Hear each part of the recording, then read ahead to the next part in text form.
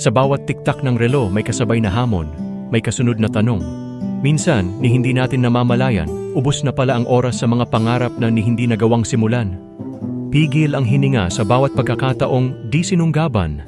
Nakatitig sa kalendaryong umaandar ng walang awa at sa likod ng ating mga pagdududa ay ang mga bituing tila nagtatawanan. Itinutulak tayo palayo sa mga inaasam. Saksi ang mga gabi sa ating mga bulong. Sa takot na magising sa umaga na wala nang naiwang pangarap. Sa pagnanais na kontrolin ang tadhana, tayo'y nagiging alipin ng pangambang lahat ng pinaghirapan ay baka mauwi sa wala. Ngunit ito ang dapat nating tandaan. Ang bawat pintig ng puso't tibok ng oras ay hindi simpleng paglipas kundi paanyaya. Gumising, kumilos, at isabuhay ang bawat saglit.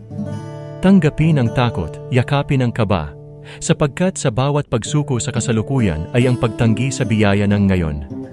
Ang oras ay mapangahas, hindi naghihintay, hindi nagpapahinga. Ngunit sa gitna ng lahat ng ito ay may himig ng pag-asa, may bulong ng paniniwala na ang bawat nangyayari ay may dahilan, may kwento sa dulo ng lahat ng hirap at sakripisyo. Kaya't kung sakaling ang tadhana'y tila lumilihis, at ang mga inaasam ay pilit iniaagaw, sa halip na matakot, lumaban, sapagkat sa bawat pagtatapos ng isang araw ay panibagong simula, panibagong pag-asa. Minsan ang mga inaakalang pagkatalo ay simula lamang ng mas makulay na tagumpay.